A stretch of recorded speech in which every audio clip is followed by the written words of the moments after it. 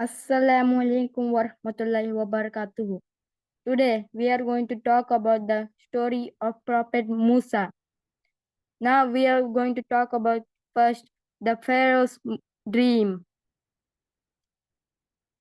The Pharaoh of Egypt trembled with fear. He had a vision of being overthrown by the Bani Israel, who he viewed as being worthless.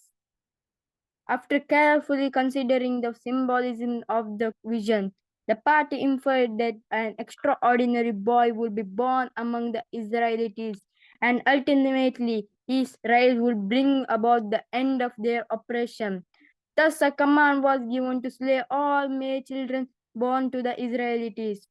From Surah Al-Qasas, Ayah 4. Indeed, Pharaoh transgressed in the land and divided its people into sections. One group of them he humiliated and slew their sons and spared their daughters. Truly, he was among the mischief makers. There was no moral dilemma that the Pharaoh underwent in issuing this verdict, as he had always oppressed the people of Israel, the descendants of Prophet Yaqub alayhi salam. The Israelites only served as slaves to the Pharaoh and Egyptians, and they were forced into labor for little or no pay. They were treated as lowly citizens who had no rights.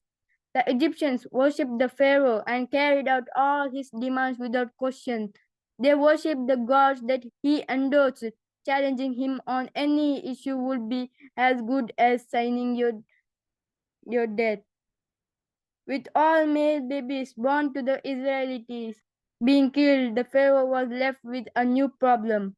His sages warned the elders of the Israelites die and the young are slaughtered. This will lead to their annihilation. As a result, you will lose the manpower of those who work for you.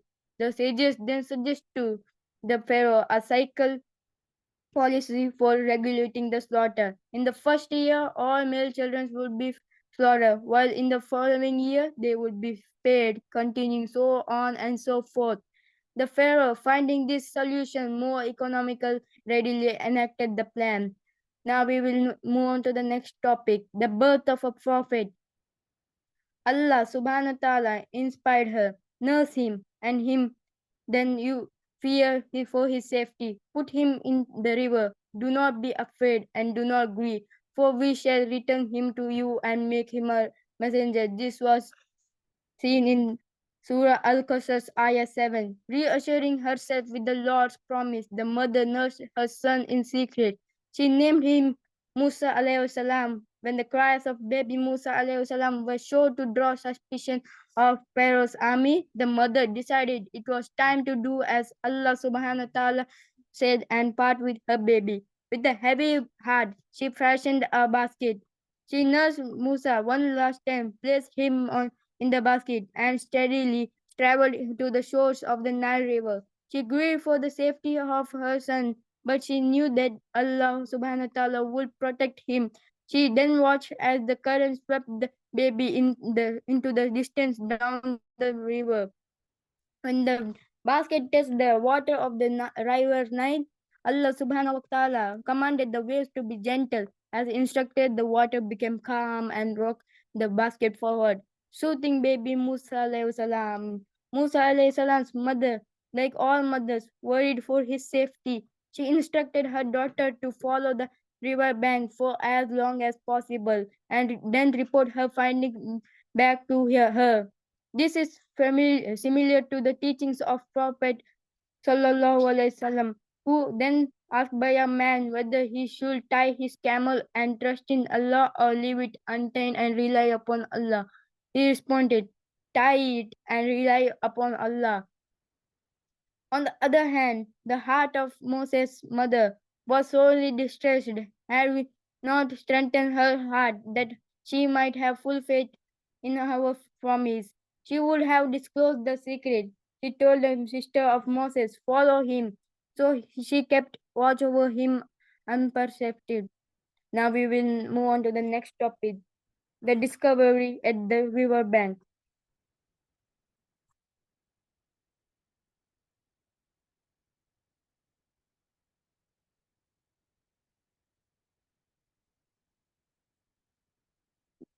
Musa's alayhi salam's sister followed the course of the basket. To her great horror, the basket came to rest at the river bank outside the pharaoh's palace. One of the servants at the palace noticed the strange basket lying on the shore. They peeked in out of curiosity only to find a baby within. They rushed to the palace with the basket to report the pharaoh and the queen about the mysterious baby in the basket. Asiya, the pharaoh's wife, felt an inexplicable love for the little soul who appeared outside her palace. She was aware of her inability to bear a child of her own, though she had longed for a baby boy. Perhaps this was Allah subhanahu wa ta'ala's gift to her. The moment she lifted the baby from the basket, she kissed him. The news of the baby quickly circulated throughout the palace. When the news got to the pharaoh, he had a different reaction. He figured it was likely a last ditch attempt by an Israeli woman to save her child from his decree. Unmoved and without remorse, he coldly ordered that this baby share the same fate as the other boys. Asia turned to her husband and requested, "This baby is a source of joy for me and you."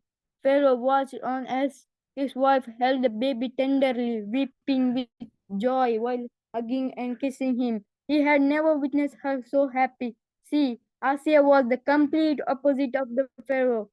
While he was a disbeliever, she was a firm believer in Allah subhanahu wa ta'ala. He was cruel and a tyrant, yet she was merciful, delicate, and good hearted. She pleaded, "Do not kill him. Perhaps he may be useful to us, or we may adopt him as a son." Swear by her plea, the Pharaoh relented, making an exception to spare the child's life. The irony here is striking. The Pharaoh, who ordered the death of all the newborn babies, was unknowingly raising the very child whose existence he tried to prevent. The irony is further emphasized by Allah subhanahu wa ta'ala's word, who concluded the verse by saying, "They were unaware of the end of it all," drawing from the wisdom of Prophet Muhammad sallallahu alaihi wasallam as recorded in Sahih al-Bukhari Hadith reference 3769, where he remarked on the exceptional stature of Asiya. Many amongst men attain perfection, but amongst women, none attain the perfection except the Mary, the daughter of Imran, and Asiya, the wife of Pharaoh. Now we will move on to the next topic. Musa alayhi salam reunites with his mother.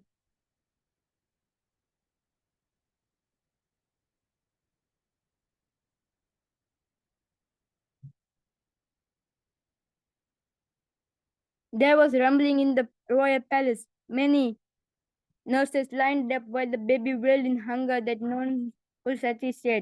Musa alayhi salam's sister, who followed the baby along the banks of the river Nile, watched on with amazement at the strange turn of events. Out of concern for the baby and the clearly distressed queen, she spoke upon, "Shall I direct you to a family who will bring him upon and take good care of him?" Back home, Musa's alayhi salam's mother was worried for her baby. She contemplated marching to wherever Musa alayhi salam was and informing them the baby was hers. But Allah subhanahu wa ta'ala kept reassuring her to have just a little more patience. Right then, her daughter barged in and excitedly narrated to her the miracle of Musa alayhi salam's survival at the royal household and the queen's wish to raise him as a prince. She also informed her that the queen required her service as Musa alayhi salam's nurse. Without delay, she rushed to the palace. Musa alayhi salam's mother recognized this was the reassurance that Allah subhanahu wa ta'ala had given her.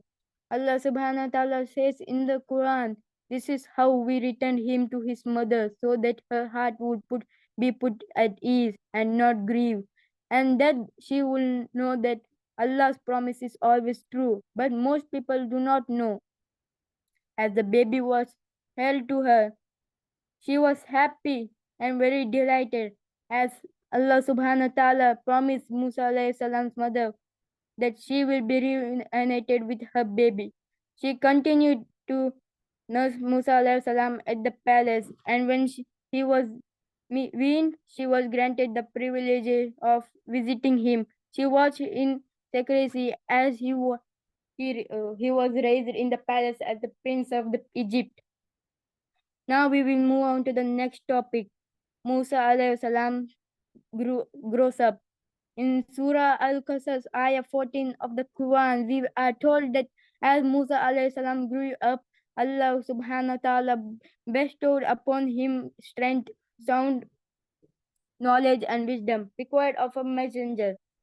These attributes kept his mind active and curious. He used to question many of the Egyptians' beliefs, like how they could worship multiple gods. A young Moses growing up, his independent thinking combined with a deep sense of justice led him to champion the weak and oppressed secretly.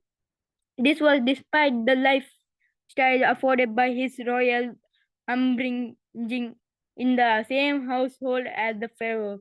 One day, while Musa alayhi salam was wandering throughout the city, he witnessed two men in a brawl. The one being beaten up was an Israeli and opposite was an Egyptian. Upon spotting Musa alayhi salam, the Israelite cried out to him for help. With no one else in sight, Musa alayhi salam rushed to intervene. He could not longer bear to witness the ongoing oppression of his people and do nothing.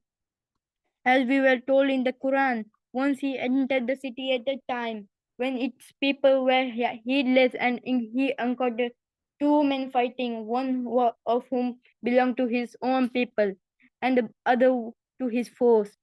Now the man belonging to Musa's own people cried out to him for help against the man from the foes, and Musa struck him with his fist. Here we come to know of the strength and physical attributes Allah subhanahu wa ta'ala had gifted Musa alayhi salam. At the time, Musa was reaching maturity, so some scholars suggest that he was not yet accustomed to extent of his own strength. So, in an attempt to free the Israelites from the Egyptians' hold, Musa alayhi salam struck the man with a single strike, and the Egyptian's body fell lifeless because of the force of that blow. Immediately, Musa alayhi salam recognized that transpired and said, "This is from Shaitan's handiwork. He is certainly a sworn misleading enemy." Musa then cried out, even though he responded in the defense of the man, and he could not rationalize how the Egyptians were committing many atrocities on the Israelites. This was not what he intended. His heart was consumed with remorse. It was purely by accident. So he beseeched Allah subhanahu wa ta'ala for his forgiveness. So he forgave him, for he is indeed the all forgiving, most merciful. Allah subhanahu wa ta'ala says in the Quran, Surah Al Qasas, ayah 16. Musa alayhi salam then pledged to the Almighty, "My Lord, because of the favor that you have done me, I shall never support those who do evil." According to Quran, this ayah signifies the day Prophet Musa alayhi salam severed ties with the Pharaoh and his government, for he knew it was a tyrannical government. He Musa alayhi salam, will no longer stand up by his idols, seeing such evil and corruption spread on earth.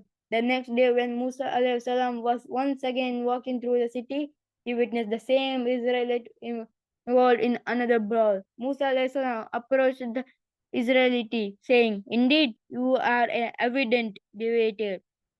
For he it witnessed the same man getting into a second fight with yet another person, fearing that Musa alayhi salam might strike him. The Israelite cried, revealing the secret. "O Musa, do you intend to kill me as you killed a man yesterday? You only want to be tyrant in the plan. You do not intend to make peace." The remark did not go unnoticed by the Egyptians. Shortly thereafter, another man approached Musa alayhi salam with a sense of urgency, warned him that he was being pursued by Pharaoh's army. The man spoke, "O Moses, indeed the eminent ones are conferring over you to kill you. So leave the city." Their intentions was clear. They were not seeking to arrest him or provide a fair trial. Instead, the rumors spread that they were determined to impose a death sentence on him. With unwavering faith and trust in Allah's plan, he said, "Perhaps my Lord will guide me to the sound way." And he then sets off for his journey. Now we will move on to the next topic, a humble act of service.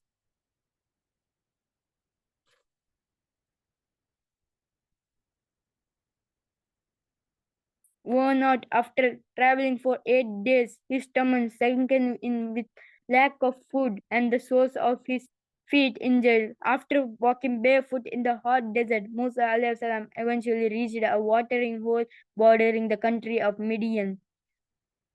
Feeling safe from the pursuit of his enemies, Musa alayhi salam decided to rest underneath a tree by a spring where shepherds were watering their herd of cattle.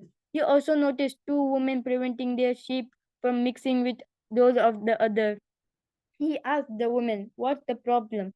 They replied, "We cannot water our animals until the other shepherds are done."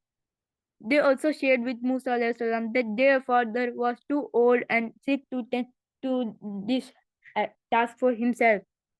Forgetting his thirst, Musa alayhi salam said, "I will water the sheep for you." The shepherds in the area were known to place a large heavy stone over the spring's mouth to try and make it less accessible.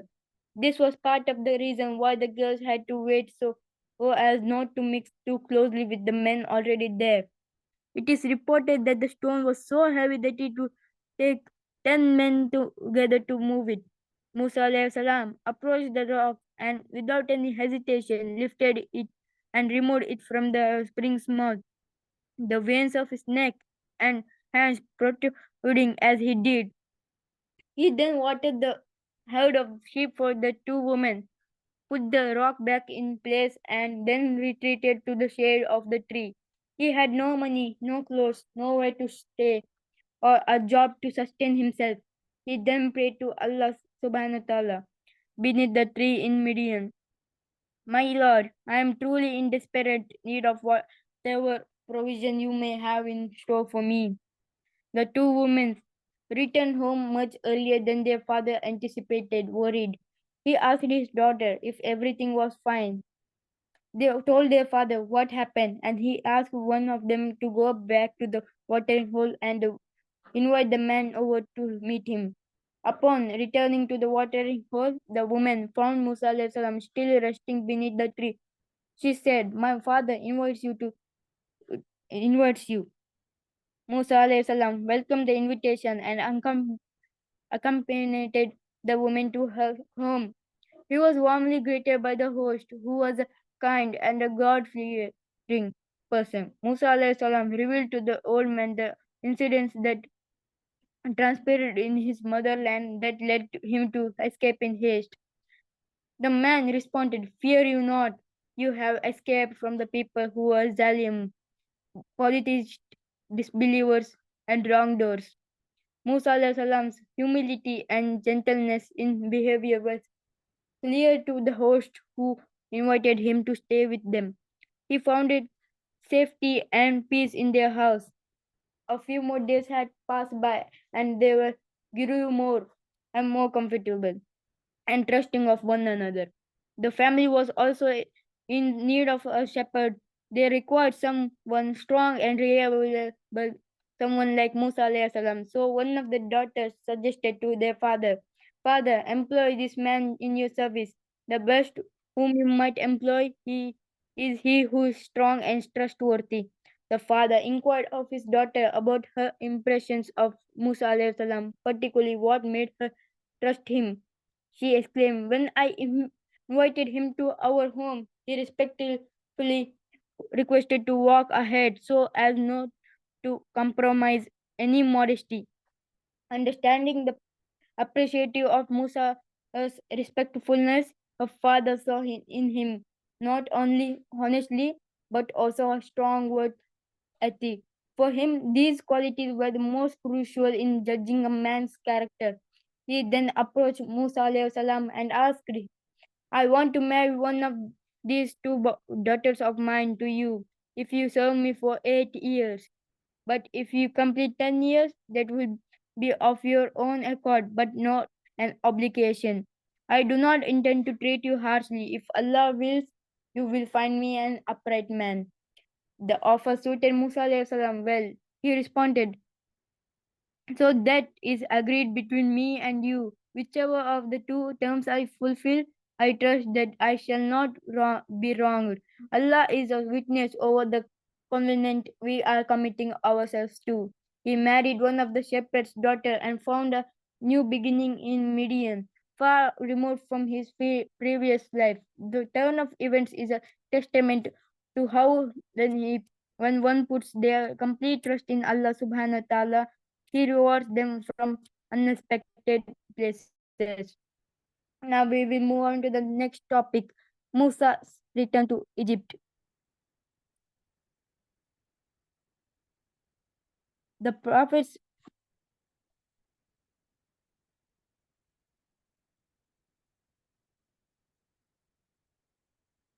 the prophets always fulfill their commitment and have a habit of giving more than what is due. So after he fulfilled the promised 8 years, he stayed for the additional two. The period of 10 years that Allah subhanahu wa ta'ala lived away from his places, family was the most cruel in his journey towards prophethood. He observed Allah subhanahu wa ta'ala creations with wonder. He pondered about the skies and stars, how the sun rose and set each day, and how seeds turn into trees. He contemplated the magnificence of Allah subhanahu wa ta'ala and his existence in seclusion. This is the period where Allah subhanahu wa ta'ala supplied his messenger with the tools necessary to bear the divine responsibility of prophethood. After 10 years in Midian, a deep homesickness began to stir in Musa Salam's heart.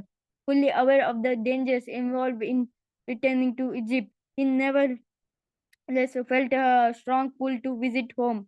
The reasons behind his desire to return remained a mystery. Was it the yearning to reunite with his biological family, or was it longing to see Asia, his adoptive mother, who had showered him with maternal love?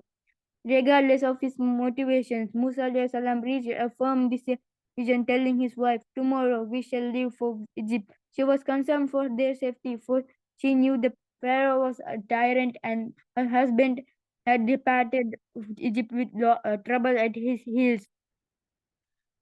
Still, she obeyed her husband and prepared for the journey ahead. As Musa alayhi salam and his family traveled throughout the desert, they lost their way. While resting in the vicinity of Mount Tur, Musa alayhi salam noticed the glow of a fire. Feeling hopefully, he told his family, "Wait, I have seen a fire. Perhaps I may bring to you from there some information or a burning fire brand that you may warm yourself." As he neared the fire, he heard a strange voice. "Oh, Musa, verily I am Allah, the Lord of all creations of the universe." Taken aback, Musa alayhi salam looked around but found no one.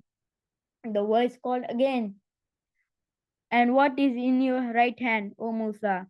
Shaking, Musa alayhi salam replied, "This is my staff on which I lean and with the which I beat down branches for my sheep, and for which I found another uses. Now throw down your staff," the voice instructed. But the voice called out once again, "O Musa, draw near and fear not. Verily, you are of those who are secure." Allah subhanahu wa ta'ala then instructed him to grab hold of the serpent and it will return to its former state.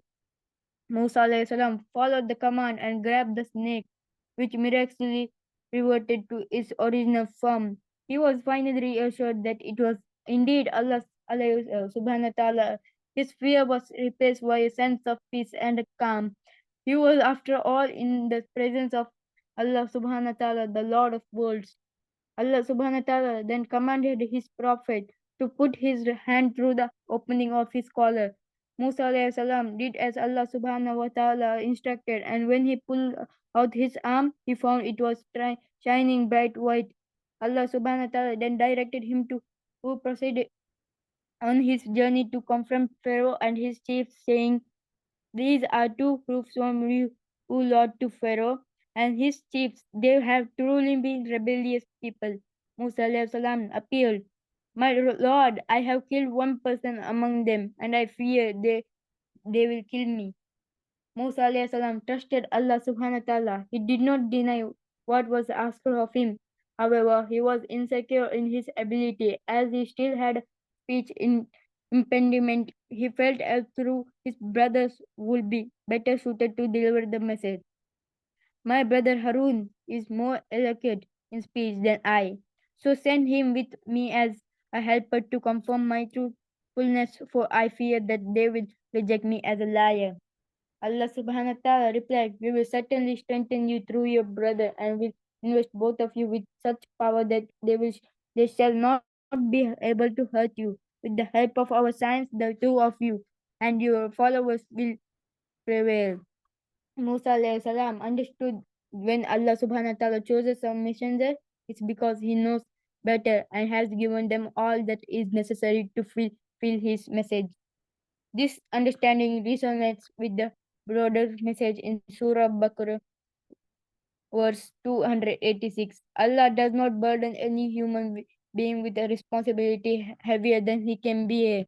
Feeling the weight of his responsibility, he offered one final prayer before embarking on his journey to confront the Pharaoh. Allah subhanahu wa ta'ala responded, "We will assist you with your brother and grant you both authorities so that will not harm you. With our signs, you and those who follow you will certainly prevail." Allah subhanahu wa ta'ala also told him, "So go to him and say, Behold, both of us are the messengers of Lord. Let the children of Israel go with us, and do not chastise them. We have come to you with a sign from your Lord, and peace shall be for him who follows the true guidance. It has been revealed to us that the chastisement awaits those who call the lie to the truth and turn away from it." Now we will move on to the next topic, the prophet's approach to Pharaoh. So the brothers, Prophet Musa alayhi salam and the Prophet Harun alayhi salam, obtained an audience with the Pharaoh. "What do you want?" the Pharaoh asked Musa alayhi salam. "The Lord of the universe has sent us that you let the children of Israel go with us," he replied. Pharaoh protested, "Did we not raise you among us as a child, and you stayed several years of your life in our care? And then you committed that crime of yours. You were so ungrateful." The threat in Pharaoh's statement did not go unnoticed by Musa alayhi salam, but he replied, "I did it then lacking guidance. So I fled from you when I feared you. Then my Lord granted me wisdom and gave me one of the messengers. How can that be a favor of which you remind me when it was only because you have enslaved the children of Israel?" He asked, "And who is this Lord of the universe?" Musa alayhi salam replied, "The Lord of heavens and the earth, and of all of that is between us is what we will believe." Pharaoh scoffed. How could a child he raised as his own dare question his power? Turning to his chiefs and everyone gathered, he asked, "Do you hear what he says?" Musa alayhi salam ignored his remark and continued, "He is your Lord and the Lord of your forefathers." Pharaoh said mockingly to those around him, "This messenger of yours who has been sent to you is simply mad." Musa alayhi salam added, "He is the Lord of the East and the West and all between them. If you only had any understanding." The Pharaoh had enough. He could listen to Musa alayhi salam challenging his authority to anymore. "If you take any god other than me, I will certainly make you one of those who are rotting in prison," he believed. Musa alayhi salam responded, "Even if I bring you clear proof," Pharaoh challenged, "then bring it if you're truthful at all, as Allah subhanahu wa ta'ala had shown him." Musa alayhi salam threw down his staff, which turned into a giant snake, leaving all those present terrified. He then drew his hand out of his collar, and it shone white for all to see. Surah Ashur Ayat 32, 33. Despite the clear, undeniable proof, the Pharaoh's mind refused to accept the existence of a power greater than his own. He was stubborn in the face of the truth. He could bring himself to admit the possibility of being wrong before his people. So, in a desperate attempt to undermine Musa, he turned to his chiefs and said, "Surely this man is skilled magician who wants to drive you out of your land by his magic. Tell us, what do you advise us?" The chiefs proposed that the brothers be detained, detained while the most skilled magicians in the area were guarded. They explained that if the magicians could reproduce the magic trick that Musa alayhi salam had performed, it will take away all his credibility, influence. Now we will move on to the next topic. Prophet Musa alayhi salam battles the magicians. People from all over the land gathered in the city to witness the contest. So, on one side of where the pharaoh's most skilled magicians, on the other side, Musa alayhi salam, once considered the son and the prince of the pharaoh, now boldly challenging him as a prophet of a different faith. The duel was about to unfold, and the public was paying close attention. It was a high stakes situation. If the pharaoh lost, he risked losing the respect and authority of his subject. He would effectively make Musa alayhi salam a hero among the people, which he viewed as a direct challenge to his power, and a victory for Musa alayhi salam would give him the footing to be accepted as a prophet by the people and the prophets. He would be able to convince Pharaoh to accept Allah, seek forgiveness, and liberate the child of Israel. The magicians came to Pharaoh and said, "Shall we have a reward if we win?" Pharaoh replied, "Certainly, and you shall be among those who are near to me." Then they said, "O Musa, will you first throw your rod, or shall we throw?" Musa said, "You throw." So when they throw their rod, they enchanted the eyes of the people and struck them with awe and produced a mighty sorcery. The magicians skillfully executed their sleight of hand trick, creating the illusion of transforming their staffs into snakes. This spectacle enchanted the onlookers. People cheered on as the pharaoh smiled, observing the scene. He believed he had successfully unmasked Musa alayhi salam as a fraud. The Quran recounts the feeling of that moment and how Musa's heart was filled with fear. Surah At-Taha, Ayah 68. He felt an overwhelming wave of nervousness. Uncertain of his next move, doubt crept in. What if the optical illusions of the magicians was so compelling of an image that any act by him wouldn't be enough to convince the crowd? What then? Allah said, "Fear not, for it is not you who will prevail, and throw down what is in your right hand. It will swallow up all that they have brought. They have brought only a magician's stratagem. A magician cannot come to any good come whence he may." Musa alayhi salam cast down his staff, which turned into a giant surface before the eyes of onlookers.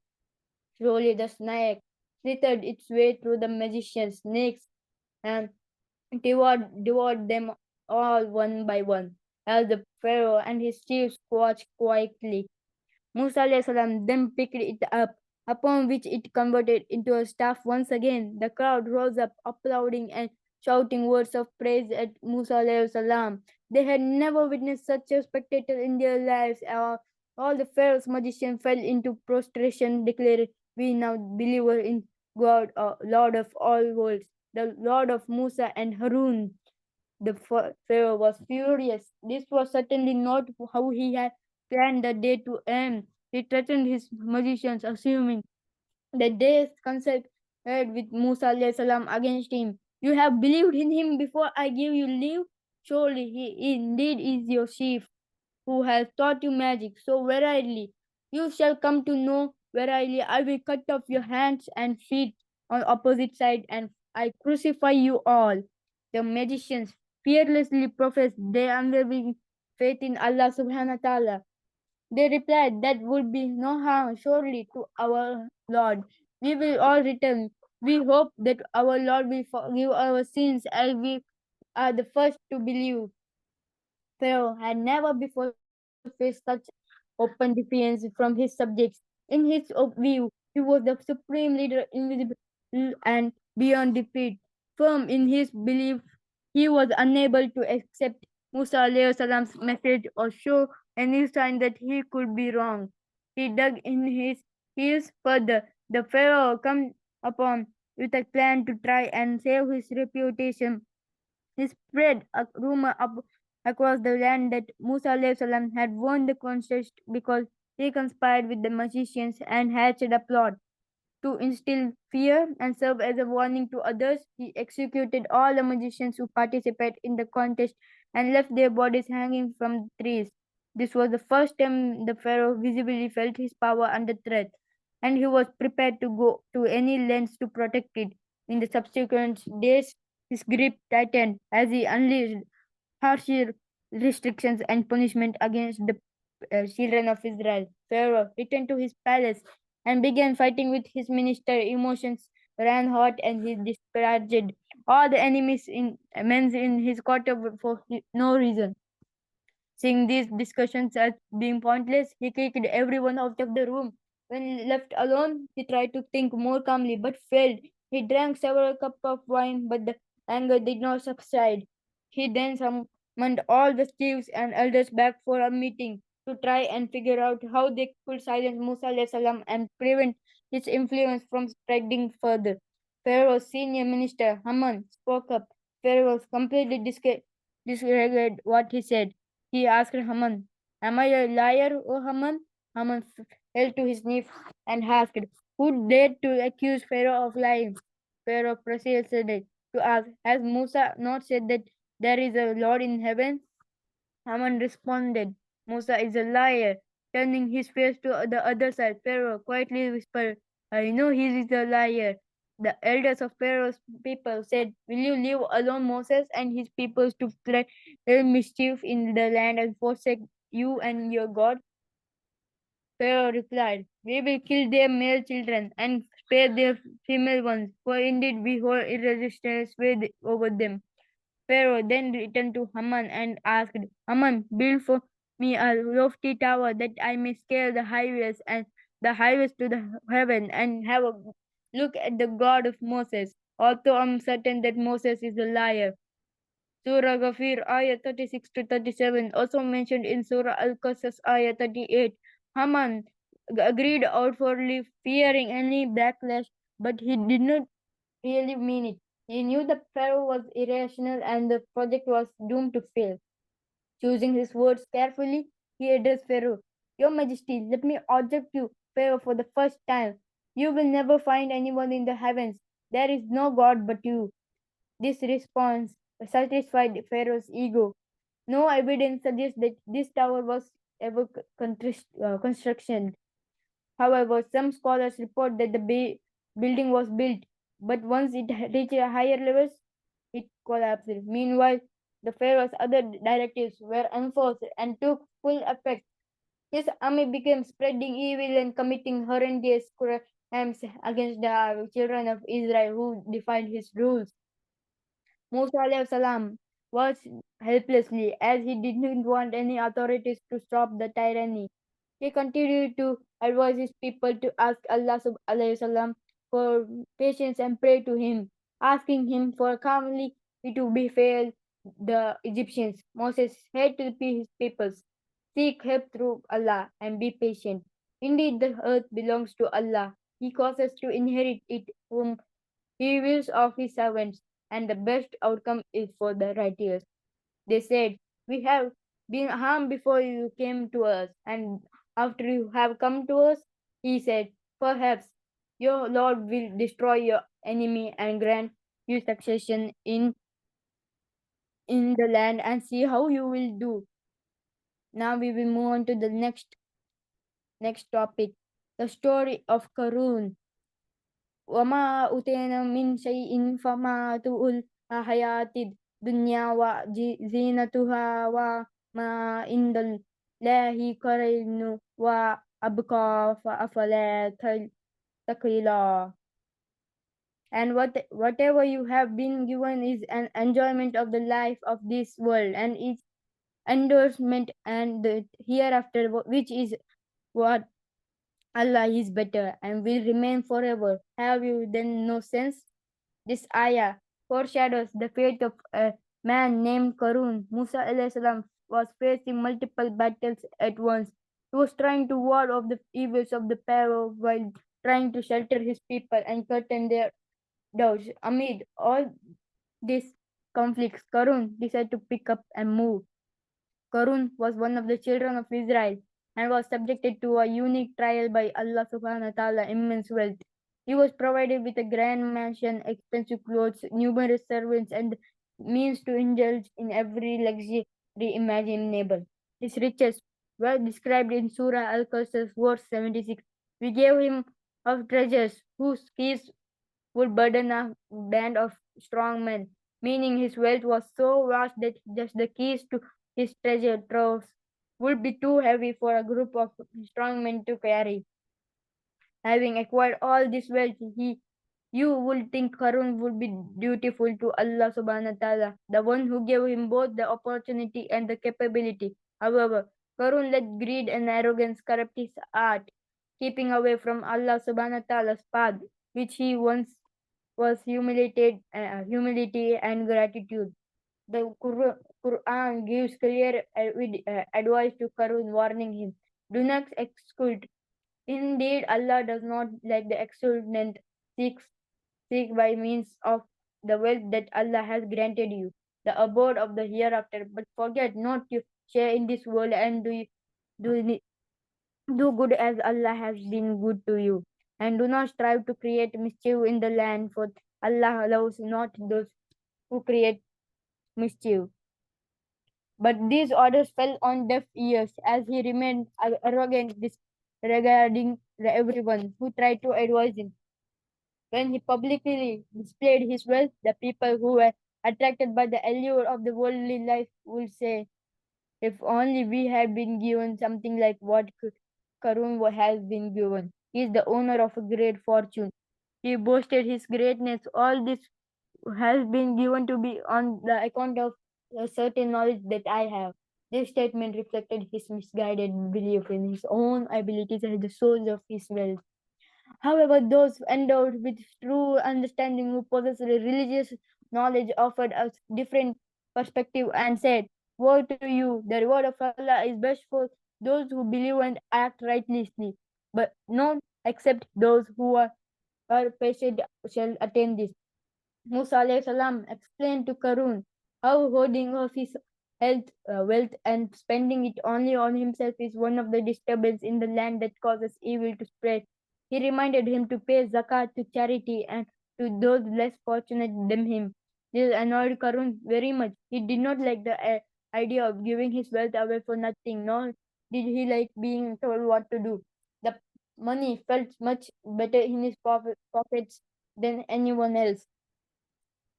Although zakat represents only a small fraction of one's wealth, when Karun calculated the amount due, he was shocked to see such a large number, who not only refused to pay but went on to bribe people to spread a rumor that Musa alayhi salam had invented the law of zakat for personal gain.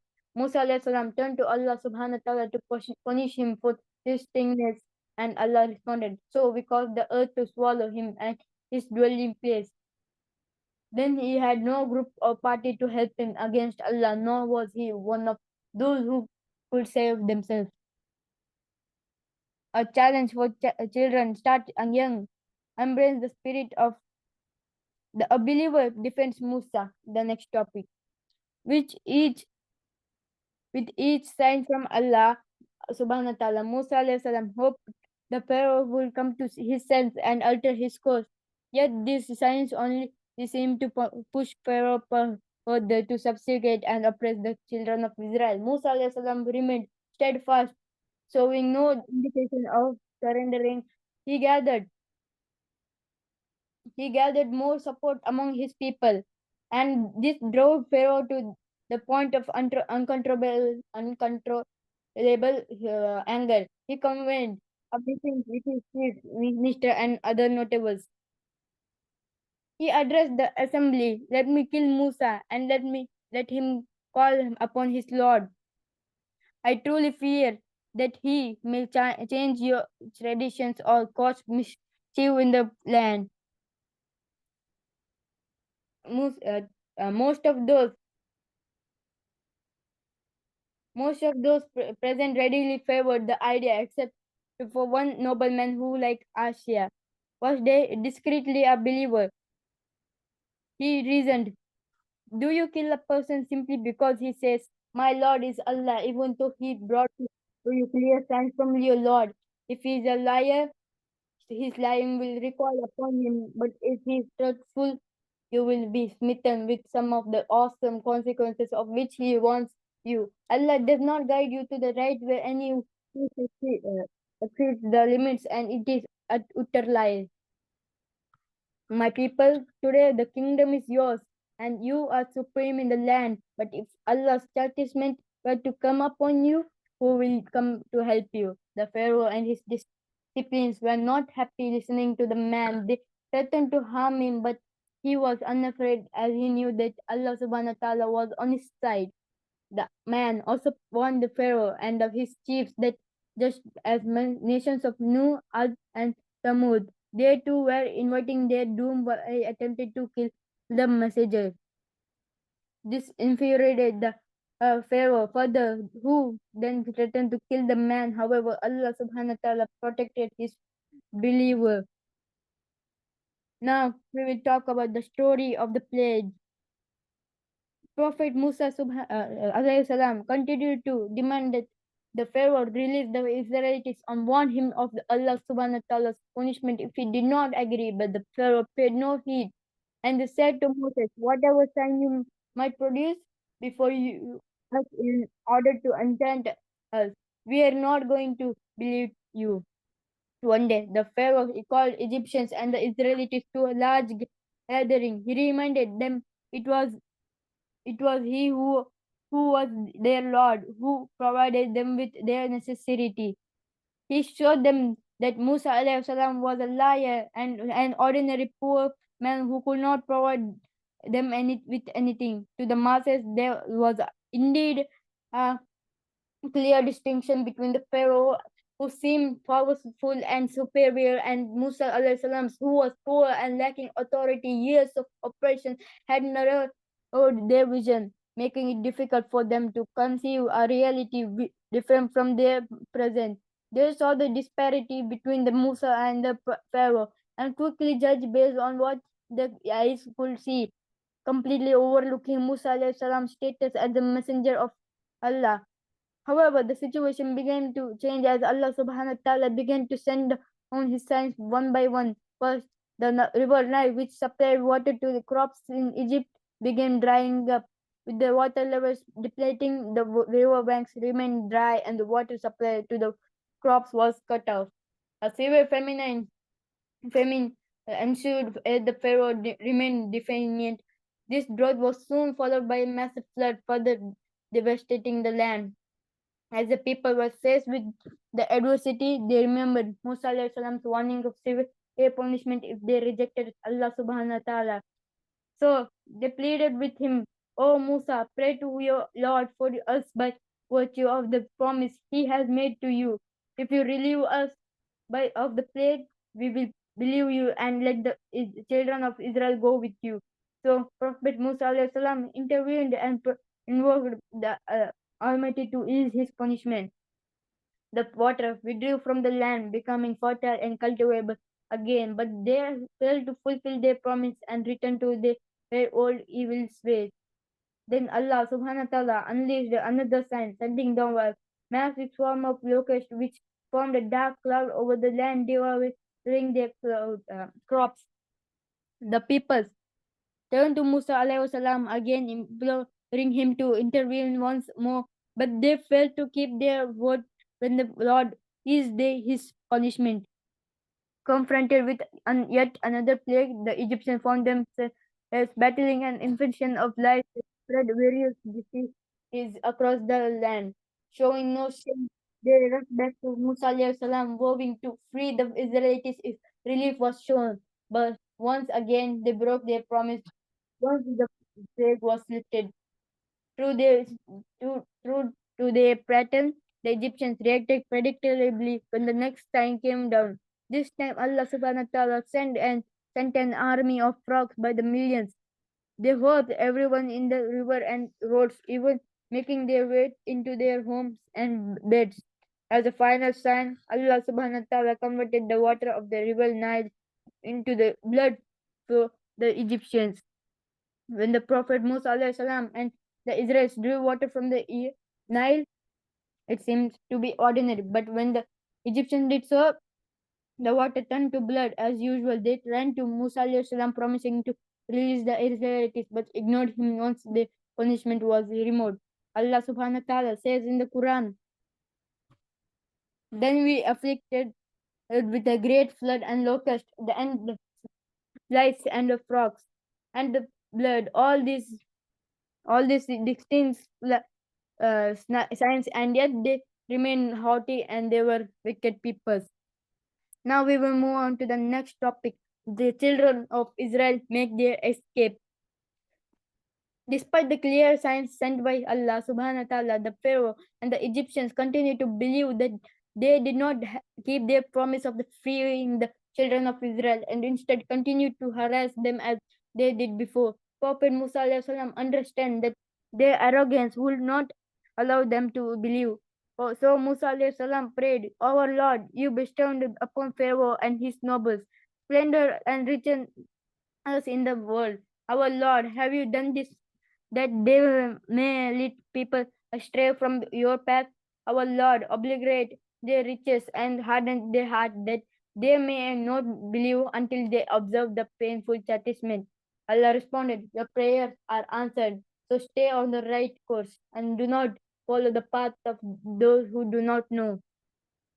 The children of Israel hatched a plan to leave Egypt.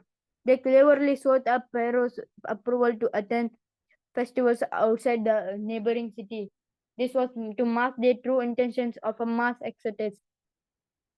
They also requested to borrow some jewelry from Egyptians, promising to return it after their festival. This was a part of their strategy to disguise their plan further and avoid any suspicions. Allah subhanahu wa ta'ala then sent inspirations to Moses, travel by night with my servants. And so, through the darkness of night, Musa alayhi salam led his followers. By the morning, they reached the Red Sea.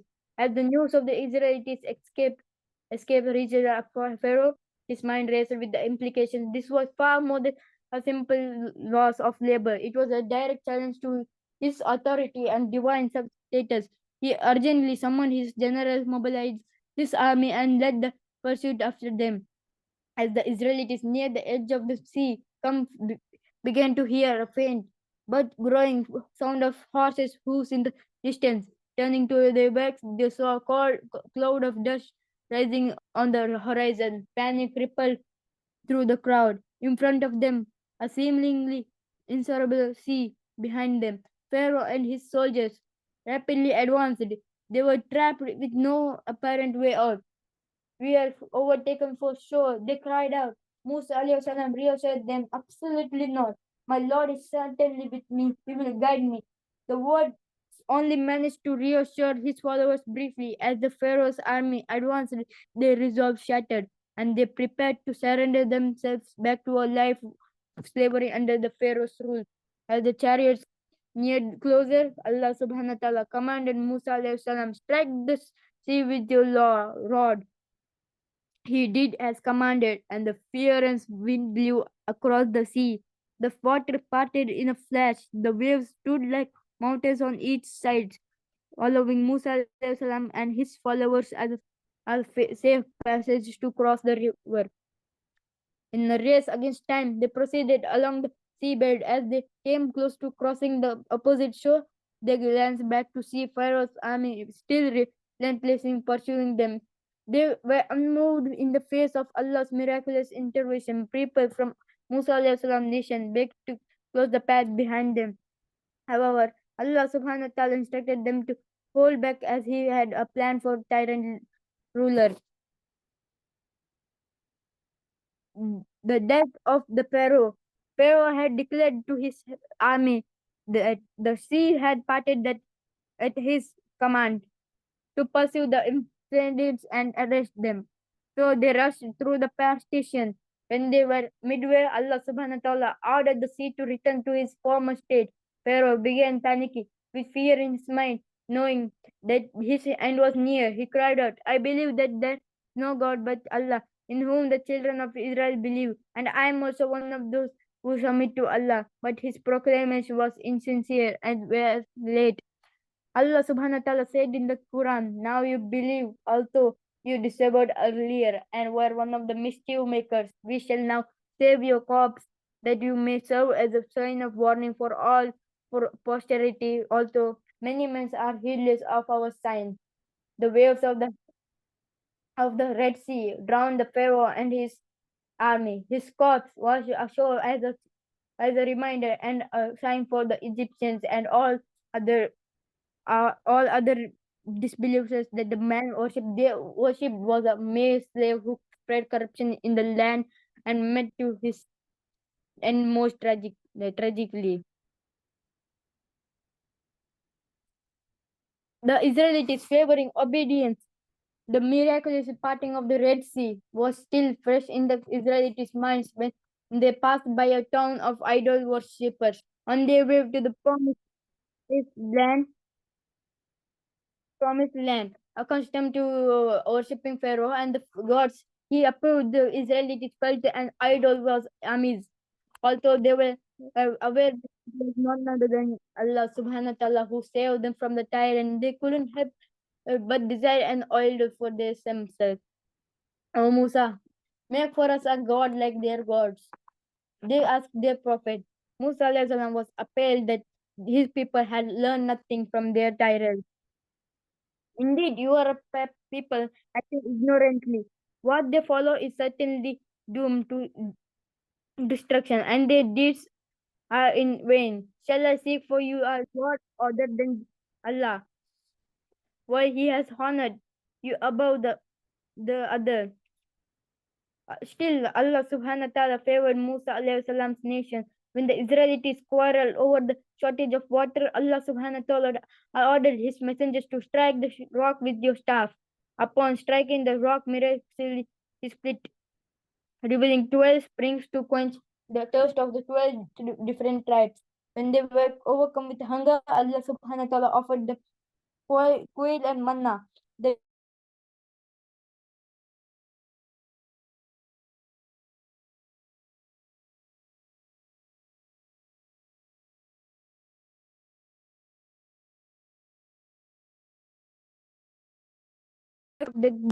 earth, green herbs, vegetables, corn, garlic, onions, pulses, and the like.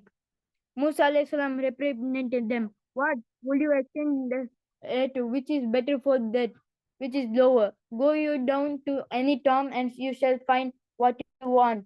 Allah subhanahu wa ta'ala guided Musa alayhi salam to lead the Israelites to promised land where they were destined to live in freedom and adhere to Allah's law. However, during their journey, they were ungrateful. They intensely whined and cried, showing little appreciation. When Musa alayhi salam ordered them to conquer Canaan, a land occupied by their enemies, the Hittites, they hesitated. That this is despite their vast number, which are reportedly 600,000 people. Only 2 men stood ready to fight, trusting in Allah's plan, while the rest covered away. Musa alayhi salam said to his people, my people, remember Allah's favor upon you when He raised prophets among you and appointed you rulers and granted to you what He had not granted to anyone else in the world. My people, enter the holy land which Allah has ordained for you, and do not turn back for then. you will turn about losers. They answered, Moses, therefore leave our ferocious people. We will not enter unless they depart from it. But if they do depart from it, then we will surely enter. The two men tried to convince their people. They said, assault them through the gate, for when you are in victory will be yours, and put your trust in Allah if you are believers indeed. Nevertheless, they said, O Moses, we will not enter unless you depart from it.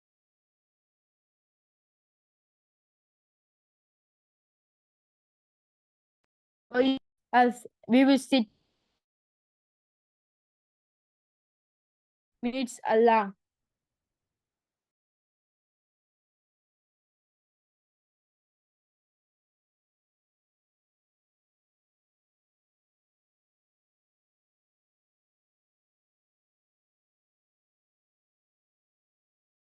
Continued to transgress. He turned to his Allah, Lord, asking to be responsible only for the actions of himself and his brother Harun alayhi salam. So he pleaded with his Lord, my Lord, I have no control over anyone except myself and my brother. So set us apart from the rebellious people. Allah said, this land will now be forbidden to them for 40 years and they will remain wandering about on the earth. Do not grieve over the condition of this people, uh, transgressing people. Their journey transformed into an endless cycle of restless wandering where each day seemed to end where it began. Aimlessly, they traveled throughout the desert until one day their path brought them to Mount Sinai, the sacred site of Musa's first encounter with Allah subhanahu wa ta'ala. Here, Musa alayhi salam broke away from the group to seek out guidance as he felt lost and unsure of what to do next. He left the group under the leadership of Harun alayhi salam at the mount. Musa alayhi salam sought direction from his Lord on how best to lead his people. Allah subhanahu wa ta'ala responded, instructing his messenger to purify himself first by fasting for 30 days. Following this command, Allah subhanahu wa ta'ala will then give him the laws by which to govern his people. He stayed at the top of the mountain alone, and on the final day of the fasting, he ate from a plant intending to freshen his breath. He believed it was important to present himself in the best manner before standing in front of Allah subhanahu wa ta'ala. Allah subhanahu wa ta'ala then spoke to Musa alayhi salam. Why did you break your fast? Musa alayhi salam replied, oh my Allah, I dislike to speak to you with my mouth not having a pleasant smell. Allah subhanahu wa ta'ala said, do you not know, Musa? The order of the faster's mouth is more fragrant to me than the rose. Go back and fast 10 days, then come back to me. Hence Musa alayhi salam fasted for additional 10 days, and we appointed for Musa's 30 nights too, which we added 10, whereby the terms of 40 nights set by his Lord was fulfilled. Allah subhanahu wa ta'ala replied, never can you see me. However, behold this mount, if it remain firm in its place, only then you will be able to see me. As soon as Allah subhanahu wa ta'ala manifested himself to the mountain, it collapsed to a heap of dust, leaving Musa alayhi salam unconscious from the flash. When Musa alayhi salam recovered, he cried out, glory be to you. To you I turn in repentance, and I am the foremost among those who believe. The Almighty said to Musa, O Musa, I have indeed preferred you to all others by virtue of the message I entrust you to, and by virtue of my speaking to you. Hold fast, therefore, to whatever I have granted you, and give thanks. The Ten Commandments. Allah subhanahu wa ta'ala then revealed to Prophet Musa alayhi salam tablets of stone inscribed with his divine rules and laws. In the Quran, it is believed the exact commandments Musa alayhi salam was given were also revealed to Prophet Muhammad sallallahu alayhi salam in Surah Al-Anam. Say, O Prophet, come, let me recite you what your Lord has forbidden to you. Do not associate others with him in worship. Do not fail to honor him Do not kill your children for fear of poverty. We provide for you and them. Do not come near incidents, openly or secretly. Do not take a human life made sacred by Allah except with legal right. And do not come near the wealth of the orphan unless intending to enchant it until they attain maturity. Give full measure and wait with justice. We never require any soul more than what it can afford. Whenever you speak, maintains justice, even regarding a relative, and fulfill your covenant with Allah. This is what He has commanded you. So perfect, you will be mindful, and moreover, this is my path which is straight to. So follow it, and do not follow other ways, for you will be separated from His ways. This has He instructed you that you may become righteous. Jazakallah khair for listening my story. And,